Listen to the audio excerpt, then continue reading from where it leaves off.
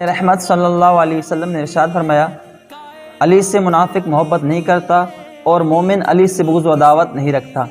زمانے سے علی والوں کی سلطانی نہیں جاتی، اسی باعث منافق کی پریشانی نہیں جاتی۔ حضور علیہ السلام نے ارشاد فرمایا، جس نے علی کو محبوب رکھا اس نے مجھے محبوب رکھا، اور جس نے مجھے محبوب رکھا گویا کہ اس نے اللہ تعالیٰ کو محبوب رکھا، اور جس نے علی سے دشمنی کی اس نے اللہ تعالیٰ سے دشمنی کی۔ امیر المؤمنین حضرت علی رضی اللہ تعالیٰ عنہ ایک غزوہ میں کفار کو گاجر مولی کی طرح کاٹ رہے تھے تو غیب سے آواز آئی، لا سیفا الا ذوالفقار ولا فتح الا علی، یعنی ذوالفقار جیسی کوئی تلوار نہیں اور علی جیسا کوئی بہادر نہیں۔ اما عائشہ صدیقہ رضی اللہ تعالیٰ عنہ فرماتی ہیں کہ علی کا ذکر عبادت ہے، علی کا ذکر تو مقدر سوار دیتا ہے، علی کا بغض تو چہرہ بگاڑ دیتا ہے۔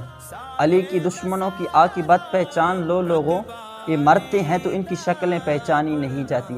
حضور علیہ السلام نے حضرت علی رضی اللہ تعالیٰ عنہ کو دنیا و آخرت میں اپنا بھائی قرار دیتے ہوئے ارشاد فرمایا، انت اخی فی الدنیا والآخرہ، یعنی تم دنیا و آخرت میں میرے بھائی ہو۔ حضرت علی رضی اللہ تعالیٰ عنہ سے کسی نے سوال کیا کہ آپ کو رسول اللہ صلی اللہ علیہ وسلم سے کتنی محبت ہے، تو آپ نے ارشاد فرمایا، خدا کی قسم حضور علیہ السلام ہمارے مال، ہماری اولاد، ہمارے ماں باپ اور سخت پیاس کے وقت پانی سے بھی زیادہ بڑھ کر حضور علیہ السلام محبوب ہیں۔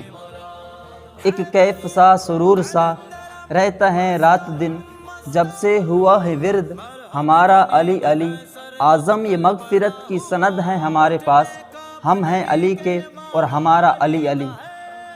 حضور علیہ السلام نے ارشاد فرمایا کہ میں اولاد آدم یعنی ساری کائنات کا سردار ہوں، اور حضرت علی رضی اللہ تعالیٰ عنہ عرب کے سردار ہیں۔